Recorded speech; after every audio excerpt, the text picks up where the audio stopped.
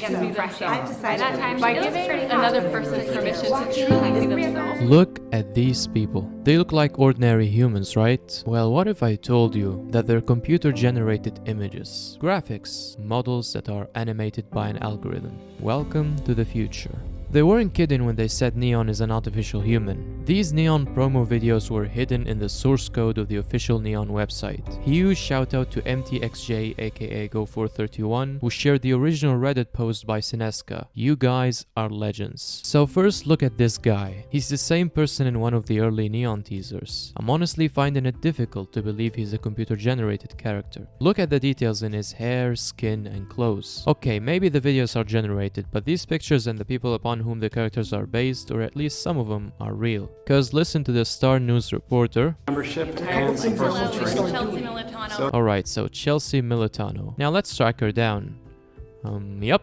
That's the same lady, and this is also her real voice. But I don't think these videos are just people being filmed by cameras. That wouldn't make any sense, cause what would this have to do with artificial humans, right? What makes more sense is they took actors like Chelsea, filmed them and scanned their faces and expressions and movements, recorded their voices and fed them into Neon. And then Neon was able to generate these videos, and if it's really that smart, then it should be able to generate more videos like these in real time, based on new info fed into the algorithm that can possibly be obtained based on your interaction with it, if we're talking future personal assistants. To further support my opinion, let's go back and reflect on some of the teasers and you'll see how everything starts to make sense now. Pranav Mistry, the CEO of Star Labs and inventor of Neon, he retweeted Shekhar Kapoor, a film director, who said, "Finally artificial intelligence that will make you wonder which one of you is real," which means they both believe the end result looks very realistic and convincing. Pranav quotes Descartes, "I think, therefore I am," which hints that Neon could be smart enough to act like a human. E for emotions, and if computer-generated characters can exhibit this much emotion now, then well freaking done. And then they said Core R3, which is reality, real-time, and responsive. Core R3 could be the software engine that will generate the graphics and artificial intelligence for Neon. And guess what? It was recorded 2 days ago at the USPTO, which is the United States Patent and Trademark Office. So Core R3 is downloadable software for creating, viewing, editing, and developing computer-generated realistic-looking virtual characters/modeled humans of human beings for use in movies, television, etc. You see where this is going? Also, we have the description of the trademark Neon, and it includes keywords like augmented reality video production, custom computer-generated images or graphics, animations, simulations, and models. Now, to put things into perspective, I want to show you the difference between graphics based on motion capture and graphics based on artificial intelligence. This is Siren. She's an artificial human rendered by Unreal Engine 4, but her emotions are based on an actress that's controlling her in real time, which is why she looks full of life. Here is another example of motion capture based graphics. The expressions are realistic. Now here's a motion captured scene in a video game. The problem is they can't do this for all scenes in the game because they can't film actors for hundreds of pages of dialogue. So instead they just record the voiceover and use AI to generate the emotions. Now here's the next scene, but this time the emotions are AI based. Notice how it doesn't feel so alive anymore. How certain emotions look artificial and how it sometimes feels dead.